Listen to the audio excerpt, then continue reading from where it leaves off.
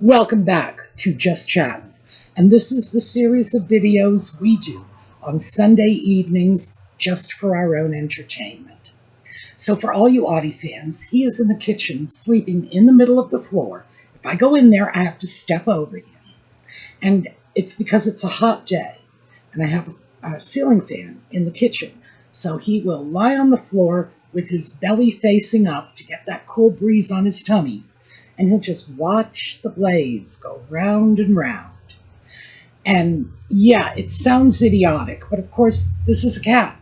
I have seen him sit in the window and watch a cricket hop across the walkway, back and forth. I'll watch him do that all afternoon, because he has the attention span, well, not to put too fine a point on it, but he has the attention span of a cat.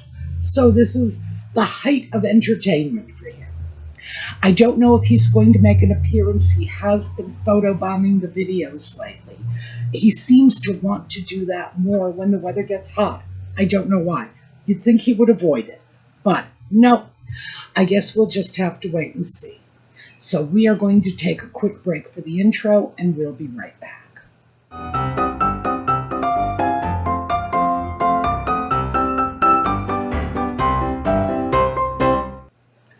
So, last week I mentioned that I am watching the Sussexes following the same trajectory as the Duke and Duchess of Windsor. And these are couples that are separated by a good 80 years. Nevertheless, I am seeing patterns. Now, a lot of people have looked at this and said, oh, well, the patterns are obvious. What do we have here? We have a skinny, brunette, American gold digger hoping to sleep her way to the top. Sure. Oh, and if you add married to an idiot prince on top of it, yeah, absolutely. But I think there's something deeper than that. Now, it's pretty widely known that Prince Philip used to refer to Nutmeg as DOW, Duchess of Windsor. Here's the thing. Philip was not a superficial thinker. He, frankly, had cornered the brains in that family. He was 90-something when he met Nutmeg, meaning he had that whole life experience to inform his opinions. Was he saying, oh, look, skinny brunette American digging her way through the gold of our family? No, I think it was more than that. I think Philip recognized other factors, the factors that the people who routinely comment on the similarities between Wallace and Nutmeg completely overlook, the things they don't deal with, because they are not right there on the surface. You have to poke around a little to find them.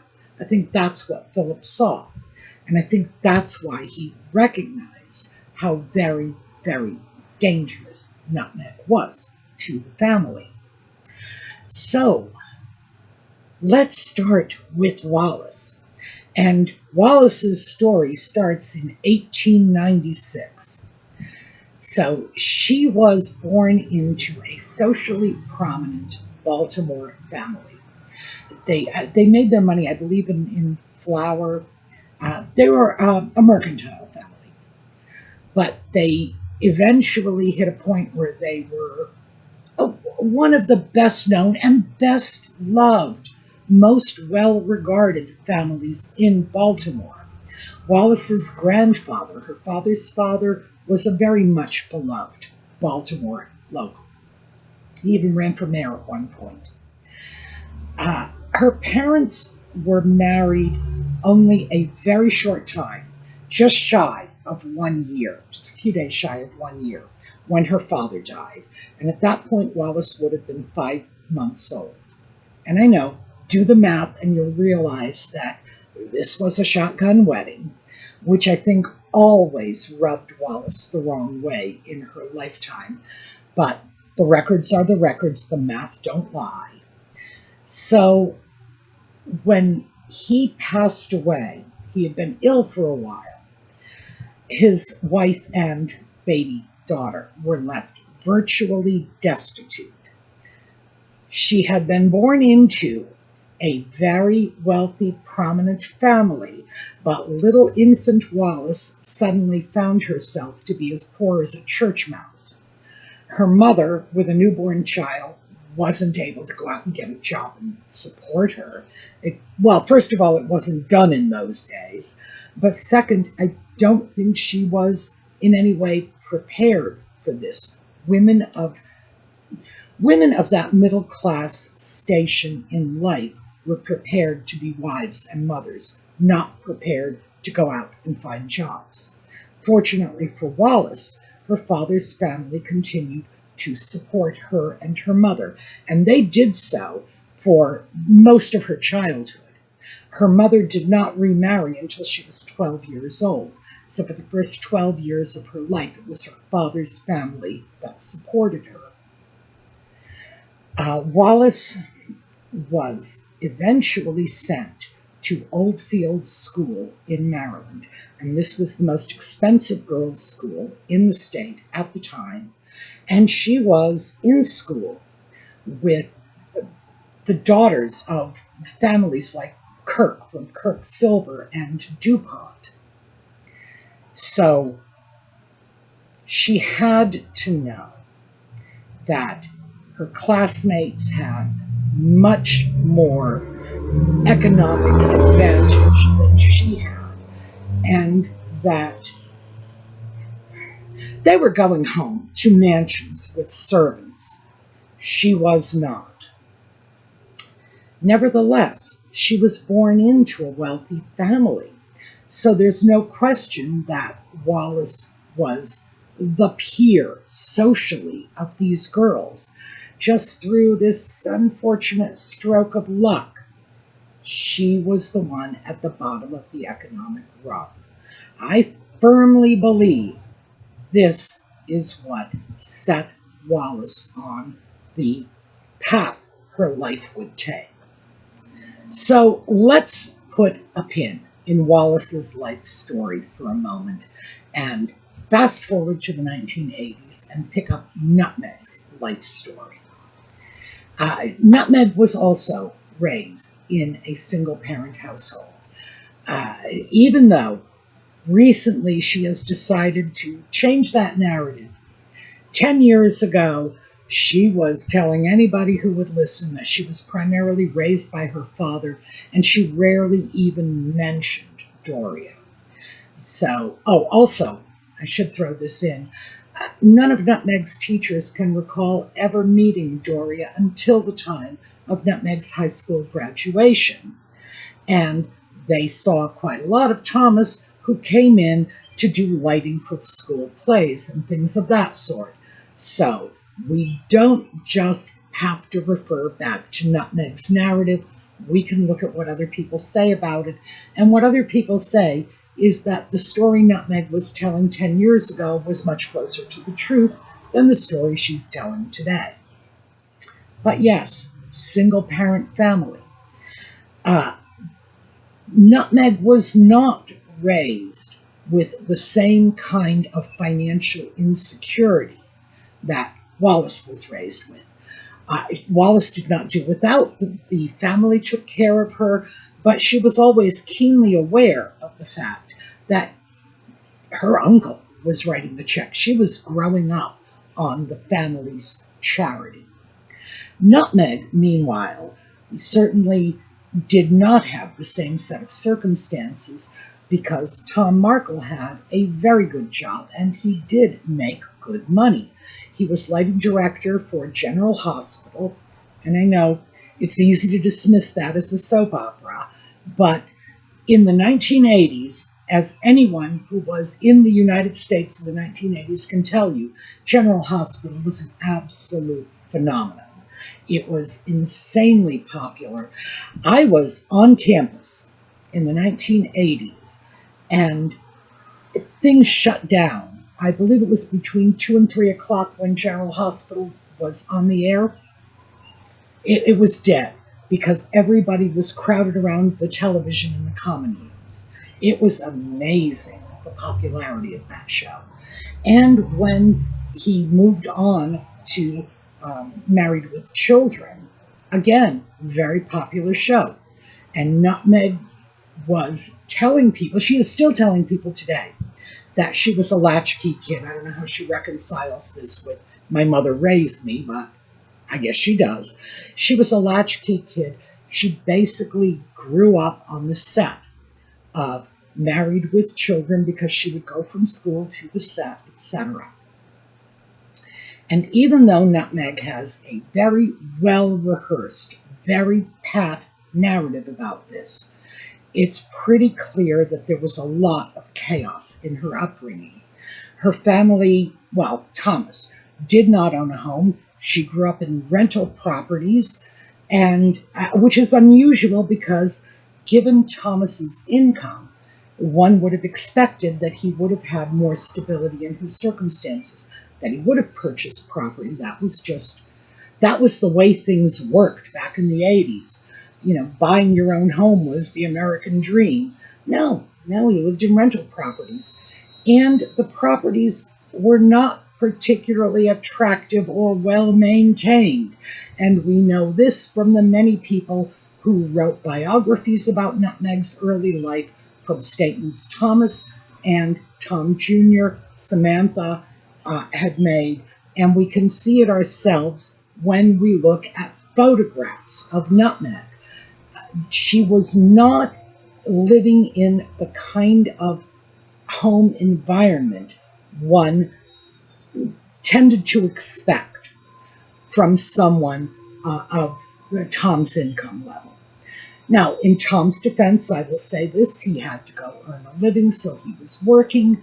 He probably wasn't paying very much attention to what was going on at home, but he was certainly making enough money so that he could have provided an attractive home, a well-maintained home.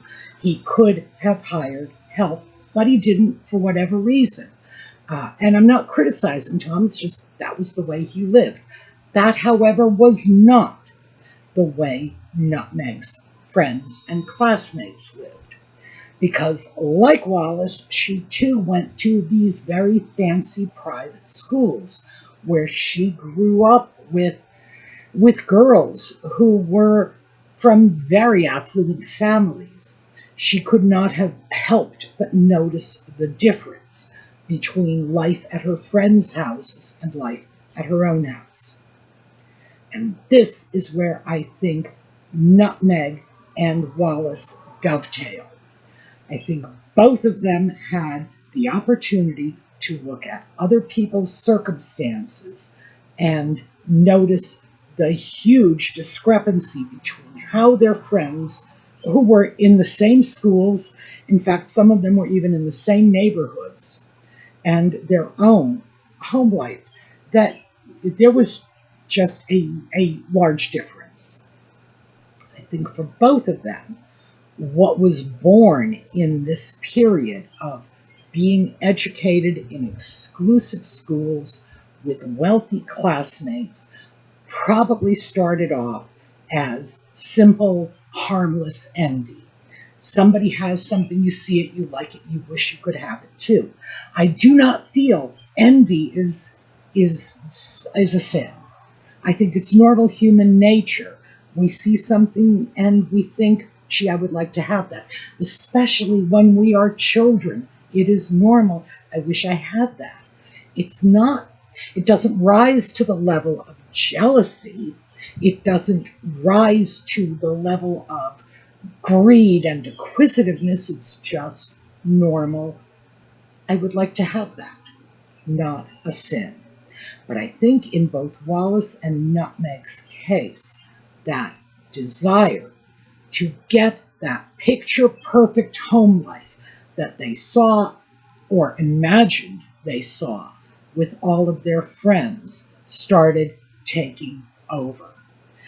Nutmeg displays this all the time by giving narratives of what her life was like. And we all know that it wasn't, because the narrative is ever-changing. Latchkey kid, going out for the salad bar at, what was it, Pizza Express? I don't remember the name of that restaurant where they got the $1.49 salad bar. She would tell that story, and then talk about going off to dinner at Musso and Frank's. The differences, you can't put it together. Nutmeg's story changes constantly. And what that tells me is whatever the reality was, it was not meeting her needs. She wanted a different reality.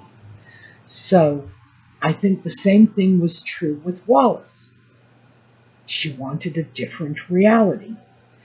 And then at some point, I believe, for both of them, this became a driving force in their lives. Wallace married when she was 20. That was her first marriage. She stayed married to her first husband until her second husband came into her life. So she was married to Win Spencer. That's who her first husband was. He was a naval aviator. Very dashing. You can understand why a 20-year-old would marry him.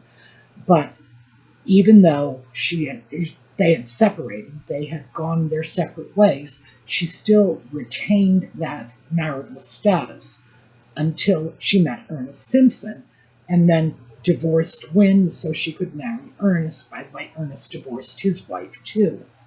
So this was sort of a common theme in Wallace's circumstances. But I think for Wallace, it was more the security. And that's why she would have remained married, going from one marriage directly into another, because Wallace was driven by the insecurities. Nutmeg was a little more sophisticated, but again, we're talking a woman who was born in the 19th century compared to a millennial born in the late 20th century. I think with Nutmeg, it was just that she wanted the fantasy. She wanted that picture of what her life was supposed to be like. It was supposed to be like the lives of her friends, perhaps even the lives of the people she saw on Daddy's soap opera. Beautiful surroundings, affluence, elegance, servants, etc. I think with Wallace, it was a more primal fear, that insecurity, that the fact that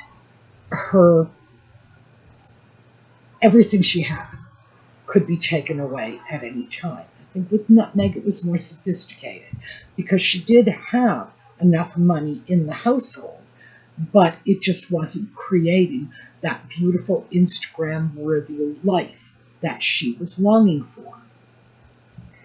But here's the interesting thing. I think for both of them, they were not driven to achieve something as much as they were driven to escape something. So they were running away, not running toward. With Wallace, it's pretty clear. She didn't want to marry Edward. No one would have thought it was possible at the time. It would have been an absolute impossibility. So Wallace, who was no idiot, she was actually very smart, would never have grasped for that. She wanted to just be the mistress of the Prince of Wales, and then he would give her jewelry and clothing and money and whatever she wanted. And she would be able to fill that deep, dark hole inside of her with the furs and the jewels. With Nutmeg, it's a little different.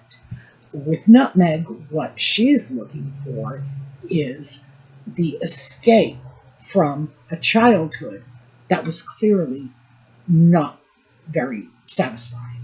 I wouldn't go so far as to say I believe she had an unhappy childhood, although I do.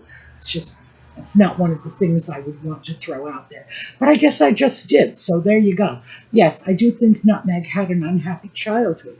I think that she was very unhappy living the life she was living when she compared it to the lives her friends were living.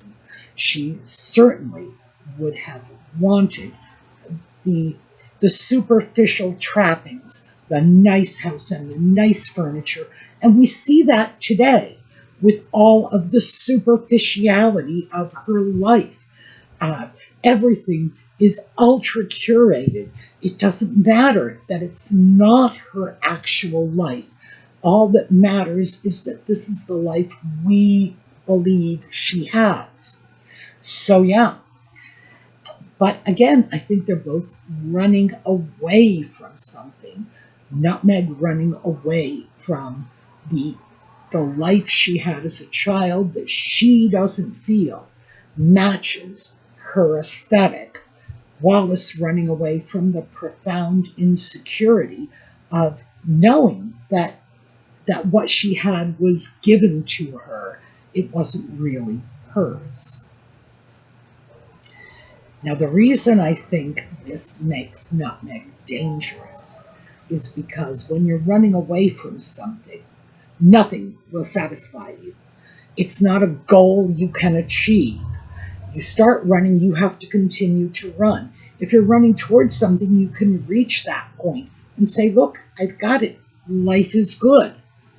Not when you're running from something. You just keep right on running. So, is this why Nutmeg goes from, oh, I'm going to be a model, I'm going to be an actress, I'm going to be a philanthropist, I'm going to be a product brand ambassador, I'm going to write a blog, I'm going to write a children's book, I'm going to run a cooking show, and so on and so forth. Nutmeg has no idea where she's going because she doesn't have, all she has is the direction she used to be. She has a place she wants to move away from, not a place she wants to move to. So that is my take on what the real parallels between Nutmeg and Wallace are. It's in the motivations. It's what made them both very dangerous to the crown. Interestingly enough, when I look at this and I think of the other story I was hoping to sandwich in here, I don't think I have enough time. But it's funny that Martha Stewart picked up on this as well, because when she was talking about Nutmeg, she had said, well, she goes from being an actress to being a princess to being a homemaking guru. How do you see the connection? So other people are picking up on this. They may not be picking up on it in the same way, but certainly it is being noticed that Nutmeg has no end game. The end game does not exist because she's running from, not running to. Anyway, I'll probably pick up on Martha Stewart at some point in the future because I think that's going to be an interesting story as well. Meanwhile, thank you so much for being with us. Obviously, I'm looking forward to your comments, and I hope to see you again next time. We are going to take a look at a slideshow on the way out. And in the meanwhile, have a terrific day.